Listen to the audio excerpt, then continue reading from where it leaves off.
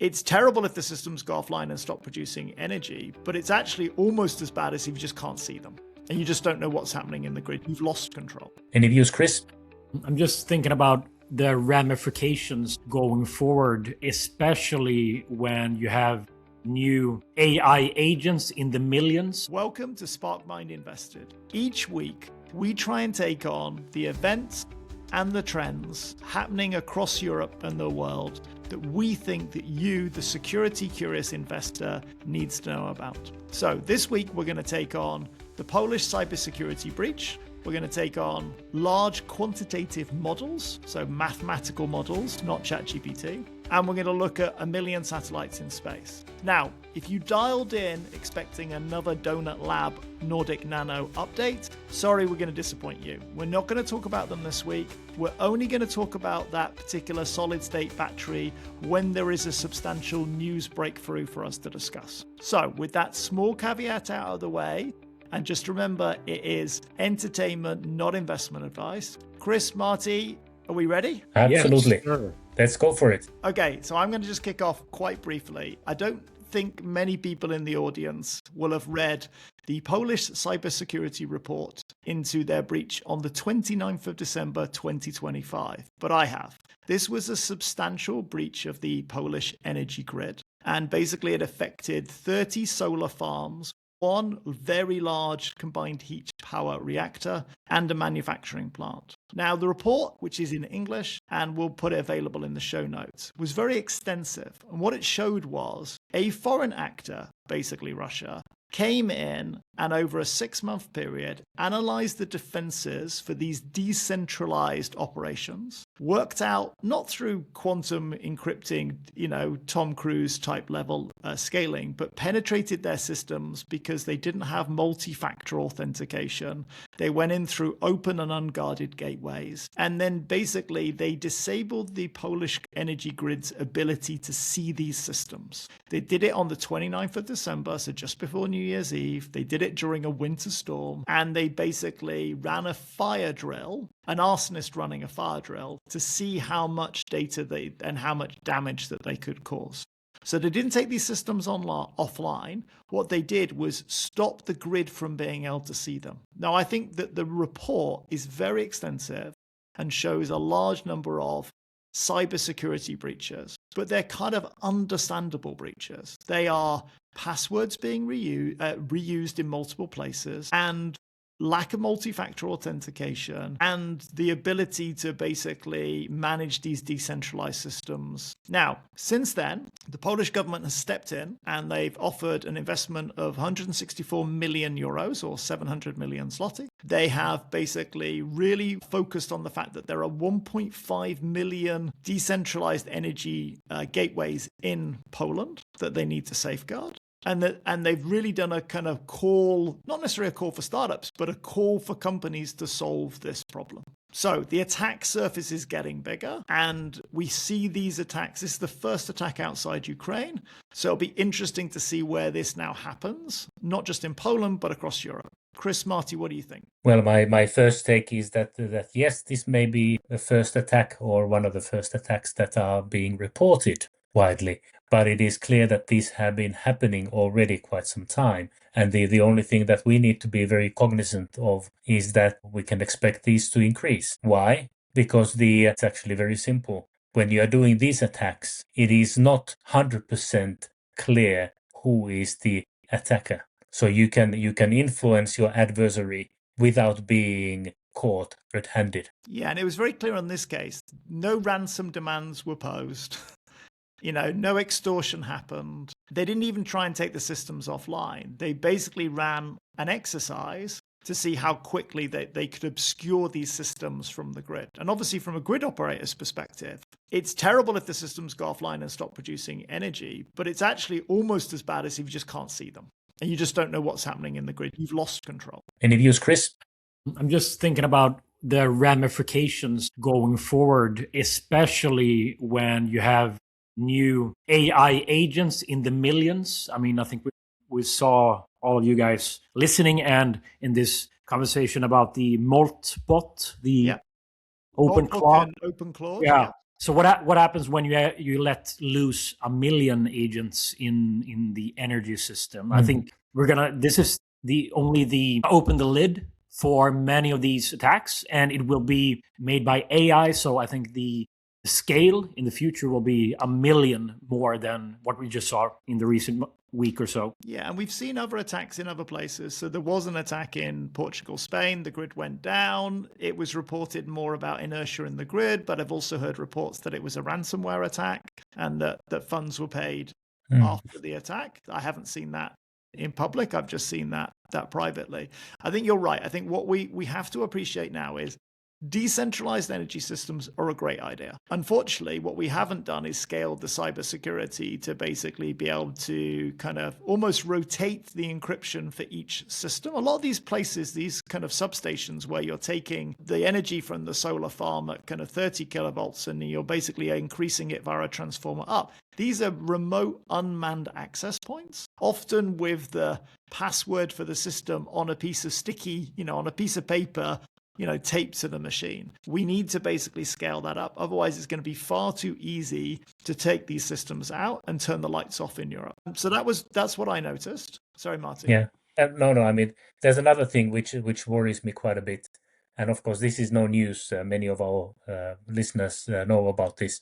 But you cannot buy a TV, a washing machine, not even an oven, without it being equipped with internet connectivity. And of course, if we have the critical utilities that are being attacked, the same thing can happen to your washing machine or your fridge or your oven. And the problem is not whether somebody is able to know what's in your fridge. The problem is that if your fridge can be taken over by somebody, then your fridge may be a part of the attacking army of a foreign nation. And it was a denial of service attack. I mean, it was already several years ago where something like 30% of the machines that were used in the denial of service attack were household machines. So the whole idea of cybersecurity in our homes, in our societies, need to be taken extremely seriously. I think you're correct. And in the past, we've had viruses or malware through the internet. Now is going to be through the air, machine to machine. So you can effectively have a drone flying over a city, shooting out AI viruses to your refrigerator or your vacuum machine or whatever. So it's a whole different field.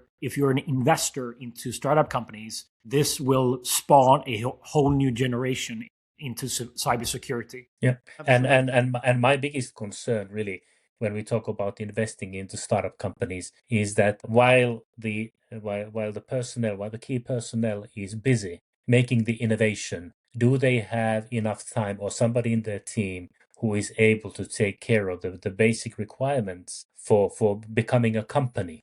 Because you need to have some of the foundations of running a company in your hands so that you don't end up being a target and somebody steals your innovation before you are even able to make anything meaningful out of it. So that's really the concern that I have when I look at teams who are focused on just developing the next generation innovation. They are the targets. They are the most lucrative targets for the adversarial nation. Yeah, and it was quite interesting. We had on the Protect Europe podcast this week, I did an interview with Paula, who's the CEO of SafeGrid, and they're basically doing fault detection, fault prediction at grid levels. So this is not so much looking at the substations, but this is looking at effectively the wires between those substations. And again, one of the things I came away with, and they answered the question really well, is actually because SafeGrid has the topography of all the grid companies in their systems, actually they are the target, not the utility company, right? So the utility company is sitting there with its legacy systems. Actually, one of their advantages is that they're almost arm's length from the internet and they have air defenses against these sort of things. Actually, a company like SafeGrid becomes a bigger target because they have all the customers' data. Yeah. But let's move on now from the, we talked about that. We scared everybody with the attack surface is now 100 or 1000x. What sort of things can then not necessarily provide a solution for this today, but as a trend also we're looking at? So Chris, you wanted to talk about these large quantitative models. Yes, we're all familiarized with large language models over the past 5 to 7 years or so. They are a magical innovation that makes incredible synthetic analysis of semantics, right? However, semantics can be quite dangerous when it goes off to different branches, so they hallucinate. I think we've all encountered hallucination. So, how do you solve hallucination? Well, probably you have a mathematical model that calculates probabilities or dependencies or relationships that are grounded in truthful calculations. So, I believe that we are going to enter a period where large quantitative models, LQMs, take not the realm from LLMs, but actually enable LLMs to not hallucinate and also enable much more in society to be embedded or to be integrated into the AI field. Large quantitative models are predominantly, I mean, there are people that are going to be mad now, probably listening to me, but right now they are having their gravity around a company called SandboxAQ. It's a 10-year-old company born within Alphabet, spun out of Alphabet 2022. Chairman right now is Eric Schmidt, and Eric Schmidt was the CEO of Google for 10 years. And Eric Schmidt is a very smart person. He has been very correct in his thesis historically. Right now, his thesis, among many other theses, is that we're going to have a next big natural evolution of AI modeling going into the mathematical world. So large quantitative models, I believe, will enable drug discovery, will enable the cybersecurity and be the defense to the things that you were talking about, Colin, before. It will be the big enabler for the physical world to understand all the relationships between atoms, between cars, between drones, between entities. And I think this company is a beacon in that space currently. Look, I thought it was really interesting, studying their backstory.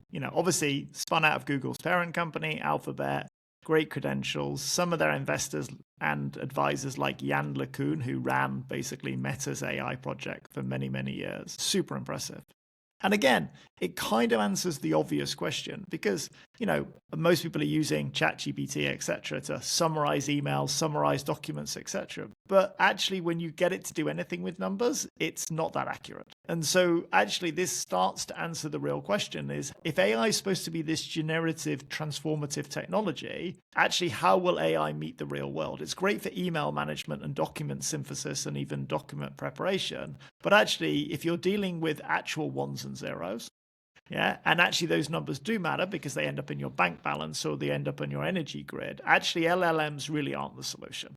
It's this different fork that we should be looking at. No doubt. Yeah, and I mean the other challenge with LLMs is that the current generation of LLMs has benefited quite a bit from the availability of human produced raw material. And when more and more of the material that is in the internet is actually LLM produced, I mean it's going to be more and more difficult to be even able to find some data that is human produced. Or how can you then assess what is accurate? And that brings me to a question to Chris. I mean, are the quantitative models, how do they align with physical modeling? Do you have a view on that? I mean, the CEO of SandboxAQ, Jack Hidary. By the way, the A and the Q in AQ is artificial quantum. So SandboxAQ is a bridge between AI and quantum computing. So they will be the model bridge toward quantum computing. I mean, NVIDIA is a big investor into SandboxAQ, also Alphabet. And NVIDIA, the CEO of NVIDIA, Jensen Huang, has said that physical AI is coming, and it's a big deal. And also Jack Hidary, that I started talking about here, that physical AI is a big deal. But physical AI, you cannot have semantics running the show only, No, not at all. because it will hallucinate and it will, I don't know, trip you when you go up and take some water during the night, it needs to understand that you cannot trip this person because that's my I don't know, that's my master. You need the truth about the relationship between things, physical things. So robotics, autonomous vehicles, drones, novel renewable materials, drug discovery, military applications, all of those needs 100% accuracy. So Yeah. large quantitative models is, in my book, the next natural evolution in AI modeling and will enable the physical world to become intelligent. But as we started to discuss here with Colin in your discussion here, there are often good and bad sides of a new technology. AI obviously has very good applications and bad applications. So we will enter a world where AI spawns good behavior and bad behavior and scaled good behavior and scaled bad behavior. So security, cybersecurity and everything. I mean, we're entering a quite strange world in the coming years, I think. Yeah, and I do think it's very interesting that they're not a pure quantum company, right? That they're seeing the shift between artificial intelligence and quantum. Because again, we've got quantum companies in Europe. We've actually got a few of the leading quantum companies in Europe. But when you look at their revenues, sub 30 to 50 million, they're very much selling quantum machines to other quantum companies, right? Or they're building the chip or the qubit that no one else can build. What was interesting when I looked at Sandbox was that their revenues are very healthy, 125 million, et cetera, not profitable at this stage, but definitely in the hundreds of millions rather than in the tens. And I also thought, again, we need a European company that's going to really look at this space seriously. We need to make sure that we've got companies that are basically not fast following the Americans, but effectively exploring this particular branch of AI. Yeah, because it can't all be, okay, the Americans have built the ChatGPT, blah, blah, blah, and we're now going to do Lovable, which is a wrapper on this. We need founders to look at this fork too. Yeah, I mean, I agree. And I think the language, this might sound cheesy now, but the language of the universe is math. It's not semantics. So I think, our global economy is much more mathematical, equation based than semantics. So there is a viable case for saying that large quantitative models will be much larger than large language models in the coming few decades. I might have to eat up these words, but I believe them. And also, when you're talking about that math is the language of the universe, Martti, I think you have a theme going into space, going into universe, right? Yeah, I do. So shall we move on? Yep, let's do it. Well, the third theme that we wanted to cover today was the recent announcement that SpaceX will acquire xAI, which altogether will be allegedly the most valuable unlisted company in the world. The current valuation roughly $1.25 trillion. And of course, like with all these stories, the initial public offering is rumored maybe already this year or at least in the near future. Now, the real kicker in this was, of course, the announcement that the joint company is planning to deploy up to 1 million satellites to build an orbital AI cluster. Up to 1 million satellites. I mean, it's even difficult to imagine the magnitude of that number. The rationale why to do this is based on the ample amount of energy. If you position the satellites properly, they can be in sunlight most of the time. Of course, then we have people who are saying that this challenge is a formidable one, and they raise typically the problem that in order to build space electronics, especially handling large amounts of electrical power in space, it's not easy. It's very hard and it's very expensive. So let's see what happens. My specific take that I'd like to take here is that rather than trying to debate that basic idea, is to talk about the launch cost. If we look at the predictions, what's going to be the future launch cost? I mean, today when we talk about low Earth orbit, we are talking about something like 2,000 euros or dollars per kilogram of taking a load to orbit. It's declining to what?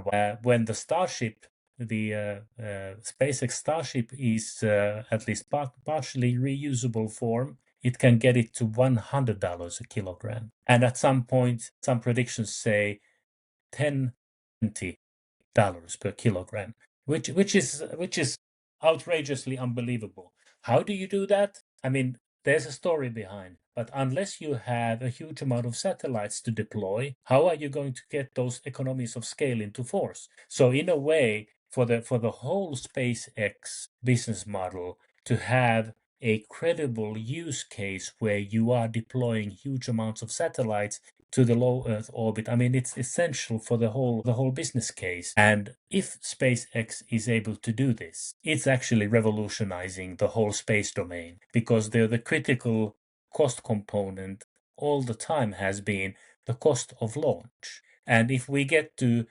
$100 or even below $100 per kilogram in orbit, it's going to revolutionize the use of space, not only with the case of an orbital AI cluster, all the other uses of space will all of a sudden become more and more and more attractive. Any views, guys, on this one? How do you feel? Look, obviously, Elon is non-controversial in many ways. No, joke, right? Clearly. Look, I just love look, even if this is just a story for the SEC and investors, it's a great story, because what are you doing? He rolled up Twitter into XAI, so he combined those two. Then effectively he's looking at combining SpaceX with XAI.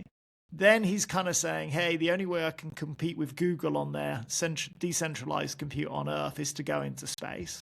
You know, it's taking the model further and further and further. And look, you know, everyone's going to say there's a huge Elon spike in the valuation to get the you know, if he takes it public, he'll get the pop. But also everyone's going to also say never bet against Elon, because he's done these ridiculously hard things time and time again. So again, it's a fascinating, even if it's just a story for the IPO, it's almost a ridiculously ambitious, that you almost fall in love with it story. Yeah.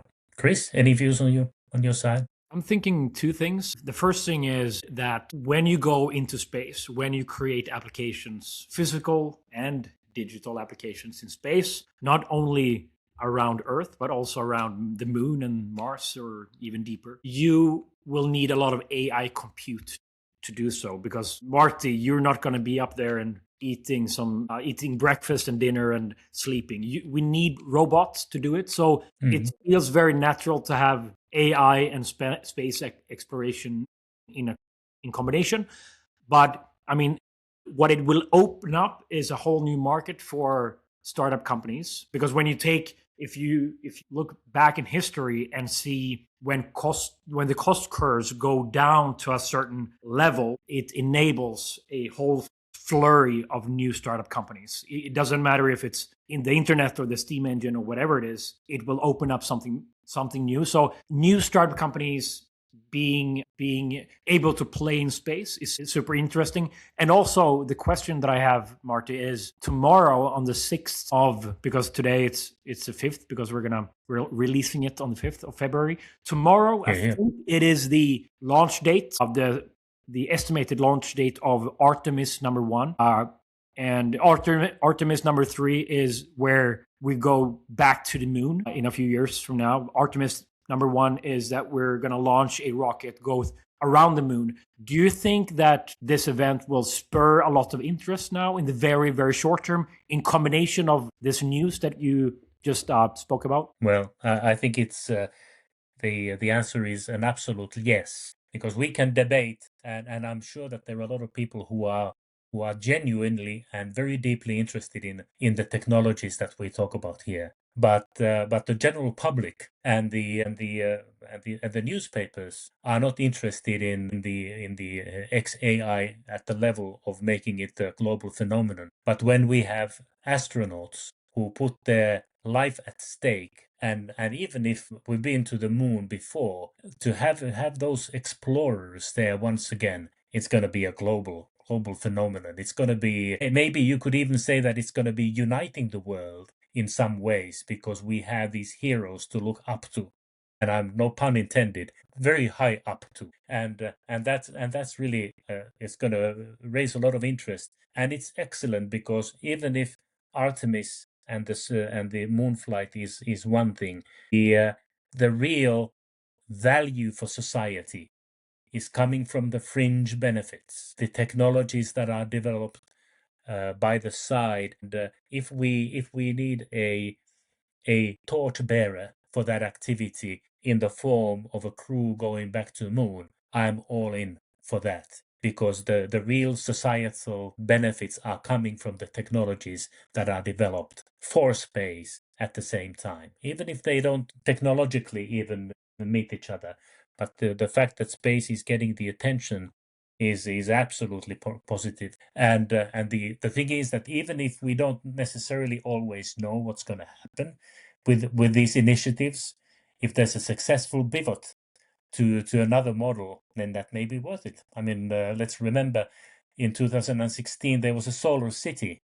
That was one of the things that Elon was promoting very much. Well, it successfully folded or pivoted to Tesla Energy. So something came out of that. Or we had, when Airbus was launching the A380, Boeing came up with a Sonic Cruiser that technically didn't make any sense. But actually, it was a clever thing, because a team that was allegedly developing the Sonic Cruiser actually was developing the 787 Dreamliner. So I mean, there's more than meets the eye always when we talk about the leading edge technologies. When I stand back and look at the three events, three trends that we've talked about today, one thing that comes to me is it's a lot of this is about surface area. So the way that we manage energy today, and this was no slight on Poland, I think they did an amazing job in reporting this attack. The way we manage energy today, we've dramatically increased the surface area for attack.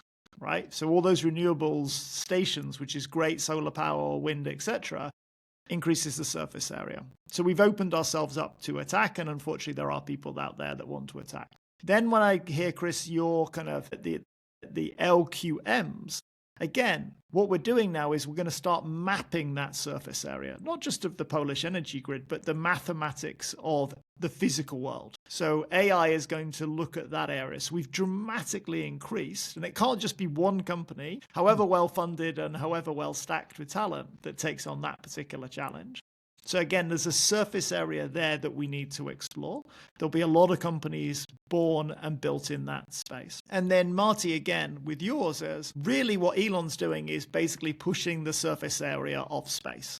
He's going from 10,000 satellites to 1 million satellites, which he can actually do because obviously the Falcon 9 carried X and the Starship carries Y, and there's like 100x difference between the two. So it's actually mathematical possible for him to do this. But then effectively that move into space, that increasing compute, then serves the robots and the dexterity that we need to then push the frontier of space again. So each one is a surface area play, which for security curious investors is exactly where they need to be doing. Where is the tide rising? Where is there going to be increasing demand? What will be the second? And if Starlink was SpaceX's second act, will this be SpaceX's third?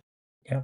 And the key question, I think, here is the current increase in the use of space for various activities is based very much on the availability of affordable launch, which is in the hands of SpaceX today. I mean, SpaceX last year launched more than half of all global launches were done by SpaceX. The question, of course, is that when we talk about Europe and Europe's sovereignty, what is the situation with us? And I'd like to raise a couple of names.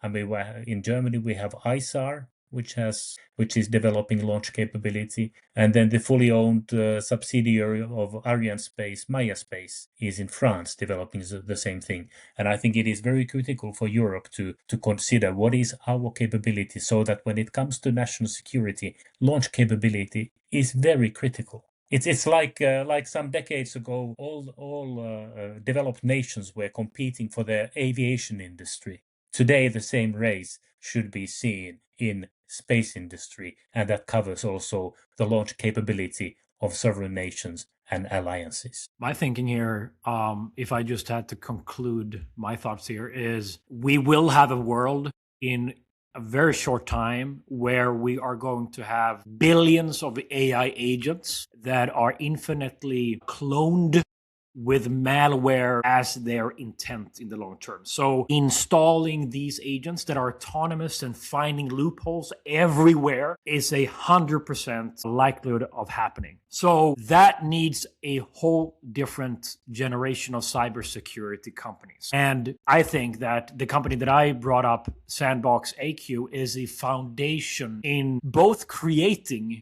the bad side of this. I mean, quantitative AI viruses, but definitely creating the defense shield of the physical world and also the digital world. So AI agents that are autonomous, I think we're gonna see many of them in the coming year. The next one is the natural evolution of AI models, going from semantic to mathematical or quantitative. In my view, in my book, it is such an underappreciated topic that a lot of people haven't even heard about LQMs. I might be wrong, but it is, in my book, it is such a natural progression of the AI space. And also, when you take it to the highest level, pun intended, Martti, up into space, you will probably need LQMs to scale whatever we're doing in space. The robots that are sent up into space. And also, when a robot is in space and has telecom networking capabilities, it seems to me that a robot is the new generation of satellites. So should we talk about satellites, or is it robots that are becoming the new satellites? I'm not sure. Really good point. Really good Yeah, point. and I mean, and one thing that I'd like to add, Chris, when we talk about the artificial general intelligence, that's not going to be based on LLMs. It's got to be something way different. Either it's going to be the large quantitative models, or it's going to be something else. Artificial general intelligence needs more than what we have today. No doubt. Okay, final word for me, because we need to wrap, which was effectively, we missed the boat with the large language models. Sorry, Mistral, but we really don't have a dog in the fight with the LLMs. It's Silicon Valley versus China. Europe, we need to do LQMs, right? We either do the LQM and we create our equivalent of Sandbox, or we suffer for, okay, let's do lovable, mathable, right? Let's do a wrapper on effectively an LQM, but let's do it before it gets too late. So Martti, Chris, this was fantastic. Thanks everybody for listening. Remember, this was not investment advice. This was hopefully insightful news for the security curious, and join us in a couple of weeks.